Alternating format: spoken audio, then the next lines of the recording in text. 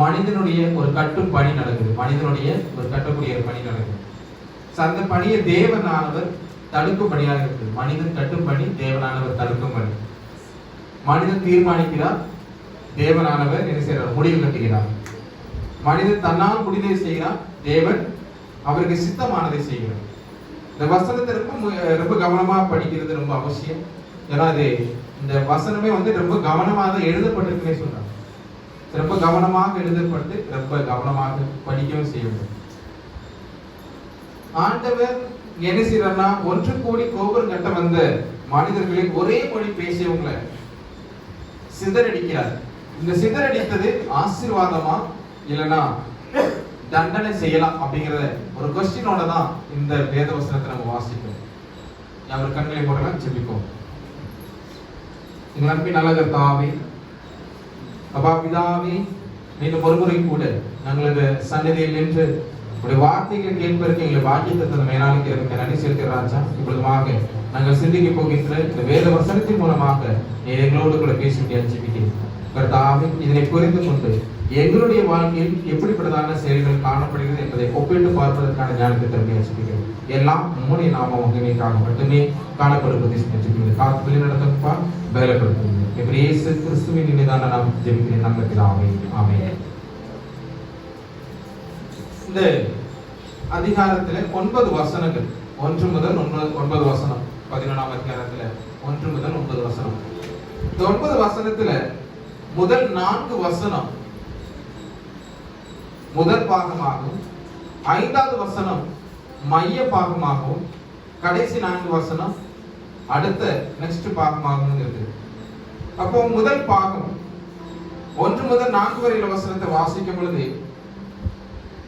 மனுஷனுடைய திட்டத்தை பார்க்க முடியுது, அவனுடைய முயற்சியை பார்க்க முடியுது. அவனுடைய ஒரு நோக்கத்தோடு கூட ஒரு முயற்சியை செய்து கொண்டிருக்கிறான். அப்ப மனிதனுடைய திட்டமும் முயற்சியும் தான் இந்த 1 முதல் 4 வரையில வசனத்துல காணப்படும். இங்க முதல் வசனம் என்ன சொல்லுதுன்னா, பூமி எங்கும் ஒரே பாஷை, ஒரே விதமான பேச்சு இருந்தது. பூமி எங்கும், அதாவது உலகம் முழுவதும் அப்படின்னு சொல்லி ஆரம்பிக்கிறது மட்டுமல்ல, இந்த 9 வசனத்துல 5 முறை பூமி எங்கும் அப்படிங்கிறதான ஒரு வார்த்தை வருது. 5 முறையும் பூமி எங்கும் அப்படிங்கிறதான வார்த்தை வருது. அதே போல ஒரே மொழி, ஒரே விதமான பேச்சு அப்படின்னு சொல்லி ஆரம்பிக்கக்கூடிய வசனத்துல காணக்கூடிய ஒரு அப்படிங்கக்கூடிய அந்த பதம், அந்த ஒரு வார்த்தை 4 முறை வருவதை பார்க்க முடியும். அப்ப எல்லாம், முழுவதும், எல்லோரும், எங்கும், இது எல்லாமே இங்கிலீஷ்ல சொல்லணும்னா ஆல், ALL. அப்போ முழுவதுமாக அப்படிங்கிற இந்த பதம் 5 முறை வரும். அப்ப மனிதனுடைய திட்டத்தின் நோக்கம் ஒன்று சிதறி போகாம இருக்கணும், இனியொன்னு சிதறி போகிறத தடுக்கணும். அவனுடைய திட்டம் என்னவாக இருக்குது? இந்த பாபேல் கோபுரம் கட்டக்கூடிய மக்களுடைய திட்டம் என்னன்னா, சிதறி போகாம இருக்கணும் ஒண்ணு, இல்லைன்னா என்ன செய்யணும்? சிதறி போகிறவங்களை தடுக்கணும். அவங்க அது கெட்டதுக்கான நோக்கம் இது ரெண்டுல ஏதாவது ஒன்றுதான்.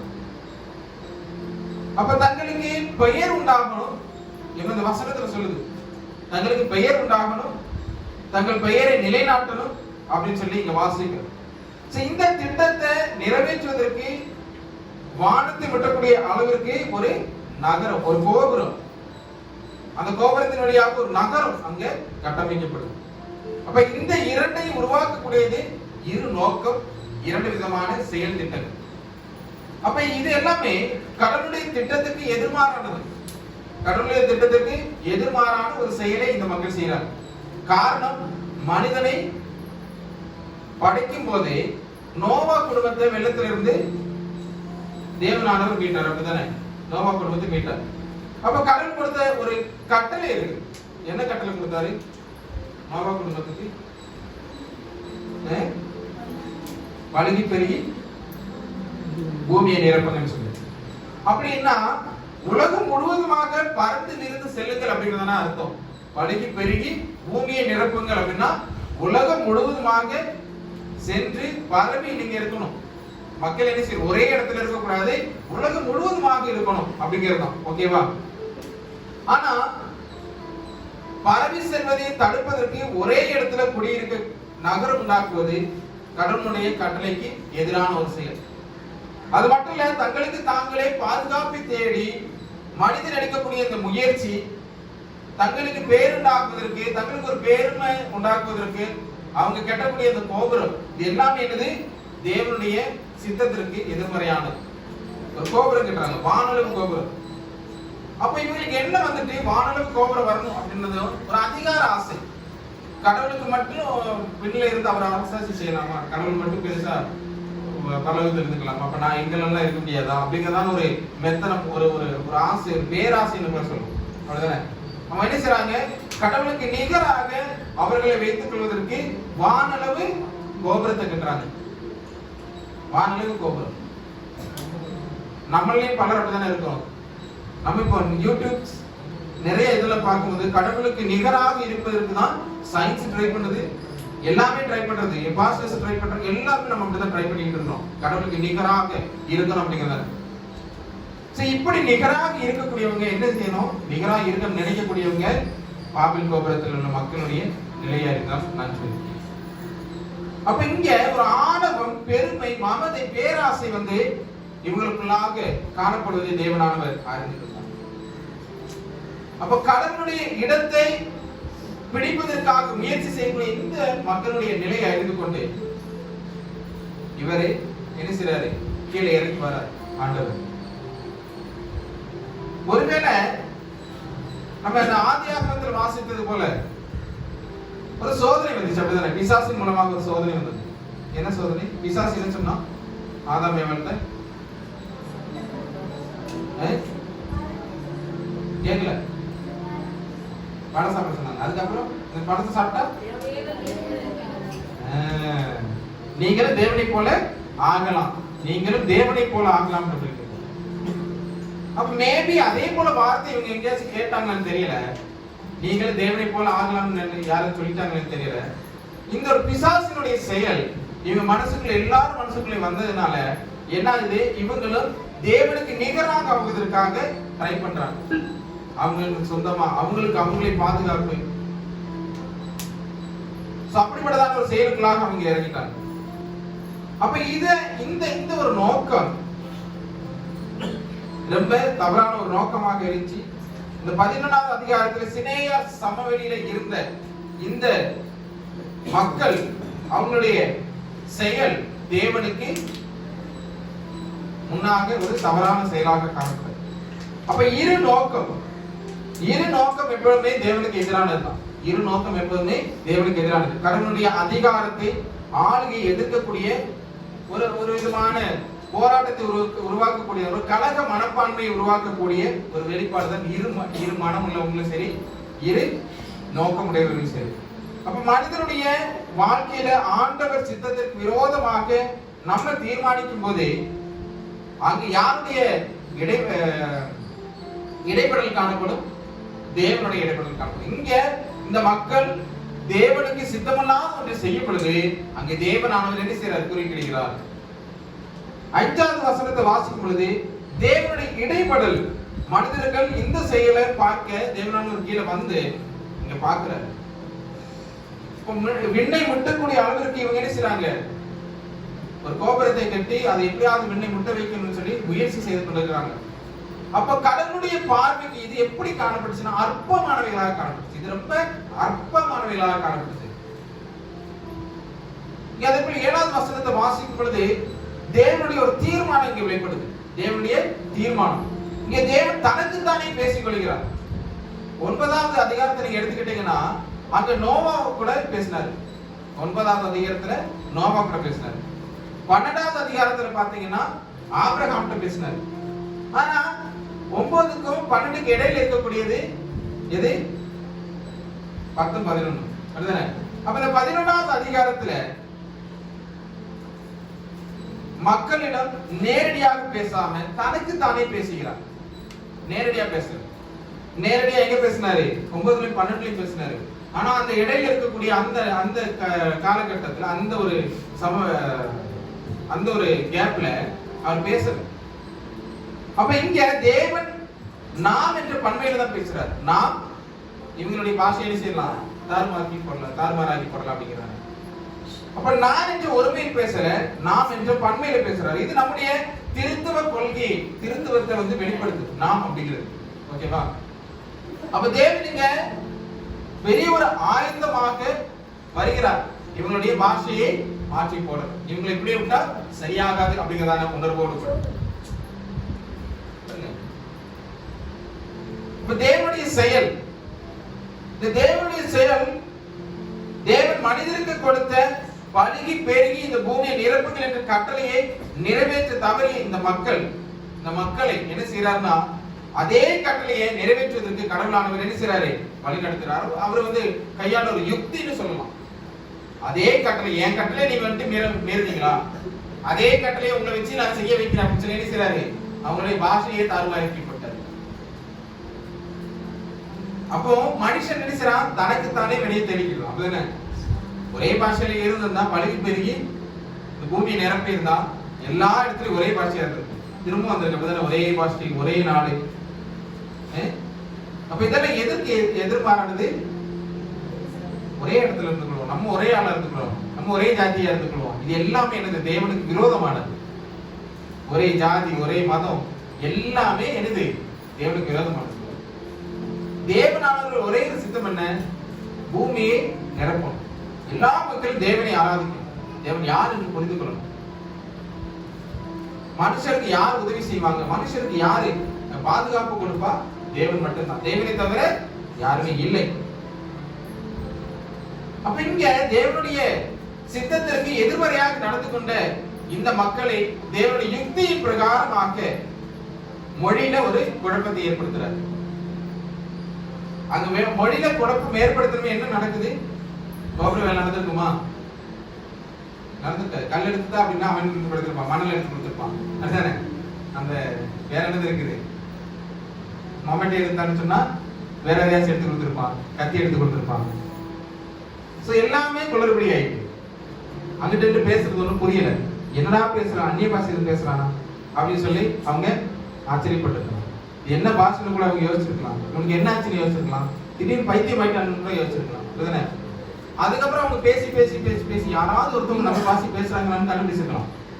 அப்படி அவங்க ஒவ்வொரு இடத்துக்காக பிரிந்து போயிருக்கலாம். நம்ம எல்லாம் இந்த பாஷை பேசுறவங்க, நம்ம தனியா இருப்போம் அப்படின்னு சொல்லி பிரிந்து போயிருக்கலாம். அப்படிதான் அப்ப மொழி எங்க பிரிக்கப்பட்டது? மொழி எப்போ பிரிக்கப்பட்டது? எப்போ மொழியெல்லாம் இந்த மொழியெல்லாம் உருவாச்சு, பல மொழிகள் உருவாச்சு அப்போம்னா பாபில் கோபுரத்தின் நிகழ்வு. அப்ப பேராசையை ஒழிப்பதற்கு தேவனானவர் சில வேளையில நம்ம செய்யக்கூடிய திட்டங்களை இப்படி குழப்பி போடுவார். நம்ம ஏதாவது ஒரு பேராசைப்பட்டு ஒரு செயலை நம்ம செய்து கொண்டு இருக்கலாம். அந்த நேரத்தில் தேவனுடைய இடைப்படல் காணப்படும். இடைப்பட்டு என்ன செய்வாரு? தாறுமாறாக்கி போடுவாரு. நீ எதையாச்சும் இருக்க, ஓகே என்ன சின்னதா போட்டு நம்ம கொளுத்தி போடுறது வேற, தேவனானவர் கொளுத்தி போடுறது. நம்ம கொளுத்தி போட்டு என்ன ஆகும்? எல்லாம் 2000 பேரு ஊரே அழிஞ்சு போயிடும். இந்த தேவனானவர் கொளுத்தி போட்டு என்ன ஆகும்? ஆசீர்வாதம் தான் வரும். ஓகே, இங்க பாபில் கோபுரம் உணர்த்தக்கூடிய பாடம் என்ன அப்படின்னு சொன்னா, கடவுளுடைய திட்டம் சித்தம் புரிந்து நம்முடைய வாழ்க்கையை வாழணும். கடவுளுடைய திட்டம் என்ன, அவருடைய சித்தம் என்ன அப்படின்னு சொல்லி அதை புரிந்து கொண்டு நம்ம வாழணும். அவர் சித்தம் நோக்கம் எது அப்படின்னு சொல்லி புரியணும்னு சொன்னா ஃபர்ஸ்ட் என்ன செய்யணும்? வேதத்தை வாசிக்கணும். வேதத்தை வாசிச்சாதான் அவருடைய சித்தம் என்ன, அவருடைய நோக்கம் என்னன்னு சொல்லி நம்மளால புரிய முடியும். வேதத்தை வாசிக்காம அவருடைய சித்தம் நோக்கத்தை நம்மளால புரிந்து கொள்ள முடியாது. அப்ப இது தெரியாம நம்ம எனக்கு அவருக்கு சித்தம் தெரியாது, அவருடைய நோக்கம் தெரியாது அப்படின்னு சொல்லிட்டு நம்ம பாட்டு சோம்பேறியா வேதத்தை வாசிக்காம ஜெபிக்காம இருந்தோம்னா நம்மளால அவருடைய நோக்கத்தையோ அவருடைய சித்தத்தையோ அறிந்து கொள்ளவே முடியாது. இப்ப நம்ம அறிந்து கொண்டு ஒரு தவறை செய்யவே கூடாது.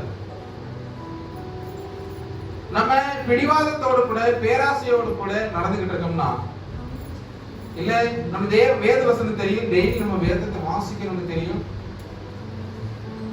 தகப்பனுக்கு தாய்க்கு கீழ்ப்படியணும்னு தெரியும், பெற்றோரை மதிக்கணும்னு தெரியும், டீச்சர்ஸை மதிக்கணும்னு தெரியும், திருச்சபைக்கு கரெக்டா 7:30 மணிக்கு அதுக்கு முன்னாடியே வரணும்னு தெரியும், இல்லைன்னா சண்டே கிளாஸ் பிள்ளைங்க கரெக்டா படிக்கணும்னு தெரியும்,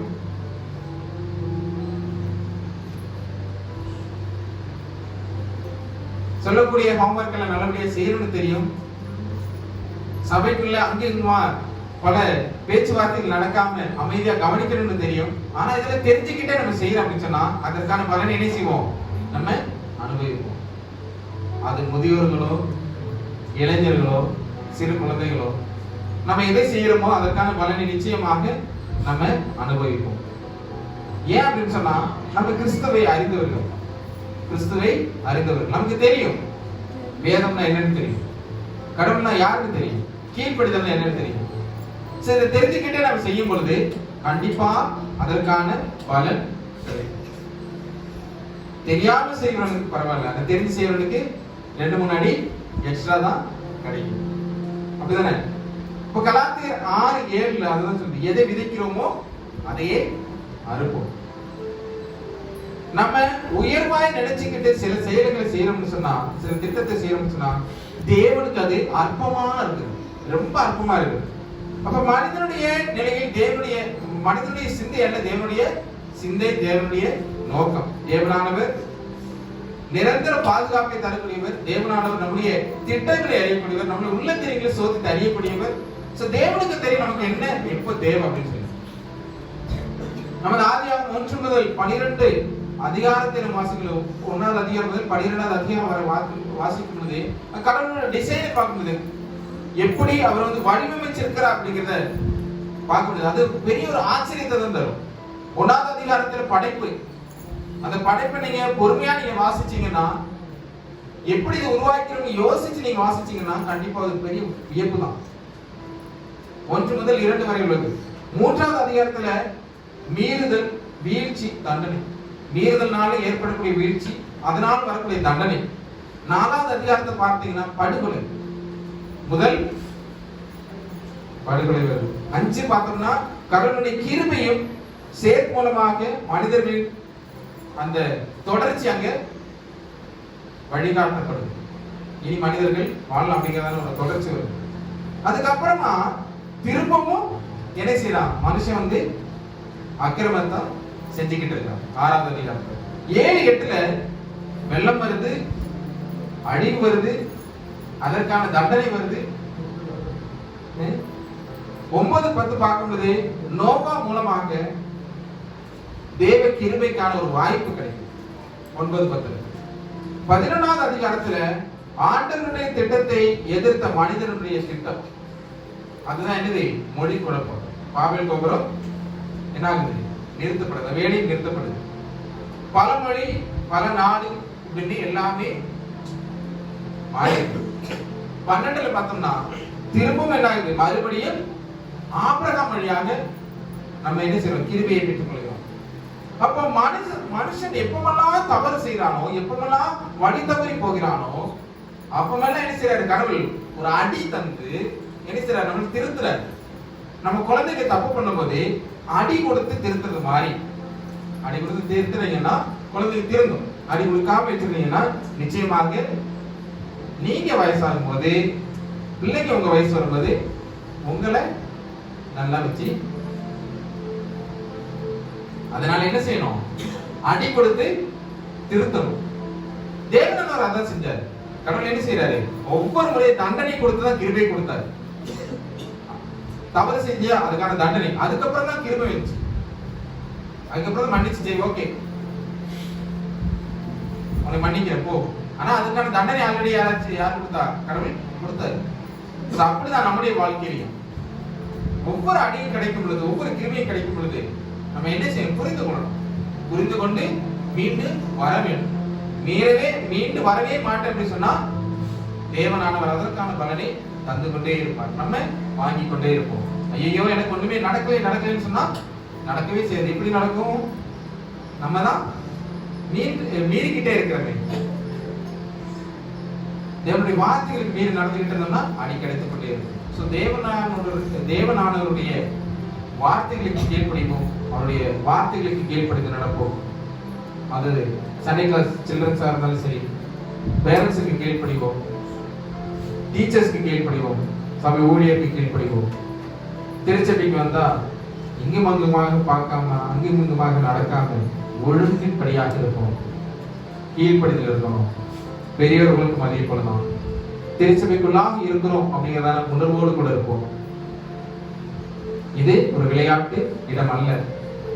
தேவனுடைய சந்நிதி விளையாட்டு ஸ்தலம் அல்ல. இங்க நம்முடைய கதை பேசக்கூடிய இடமோ விளையாடக்கூடிய இடமோ அல்ல. இந்த இடத்துல யாரை மட்டும் பார்க்க வேண்டும்? தேவனை மட்டும் பார்க்க வேண்டும். கிறிஸ்துவ நம்ம எல்லாருமே மீண்டும் மீண்டுமாக நாம் சொல்லக்கூடிய ஒரே ஒரு வார்த்தை, திருச்சபை ஆராதனைக்கு ஒரு 5 மினிட் பின்னாடி நீங்க வந்தாலுமே உங்களுக்குள்ள நீங்க பேசாம அந்த 5 மினிட் உங்களுக்கு நீங்க ஜெபம் பண்ணுங்க. கர்த்தாவே, நாங்க வந்திருக்கிறேன், ஆராதனைக்கு நான் தயாராக போறேன், இந்த ஆராதனை தொடக்கம் முதல் முடிவு வரையிலும் ஏன் கூட நீங்க பேசிக்கிட்டே இருங்க அப்படின்னு சொல்லுவாங்க. நீங்க எப்படி பின்னாடி வாரீங்களோ, தேவனுடைய ஆலயத்திற்கு வருவதற்கு நீங்க எவ்வளவுக்கு முக்கியத்துவம் கொடுத்து ஃபர்ஸ்டால நீங்க வாரீங்களோ, அதாவது ஆராதனை தொடங்குறதுக்கு முன்னதாக அந்த அளவிற்கு உங்களுடைய காரியங்களை தேவனானவர் வைக்கப்படுவார். எவ்வளவு தாமதமாக வரமோ அவ்வளவுக்கு என்ன ஆகும்? பின்தங்கிதான் போகும். நடக்கும், எல்லாம் நடக்கும். ஆனா என்ன இருக்காது? ஆசீர்வாதம் இருக்காது. ஆசீர்வாதம் என்னது? பணப்பொருள் அல்ல, நிம்மதி இருக்காது. அந்த நிம்மதியை பெற்றுக்கொள்ளணுமா? தேவனிடத்தில் வாங்க. தேவன் தாமே உங்கள் ஒவ்வொருவரையும் ஆசீர்வதிப்பாராக. நாம் யாரும் எழுந்திருக்கலாம்.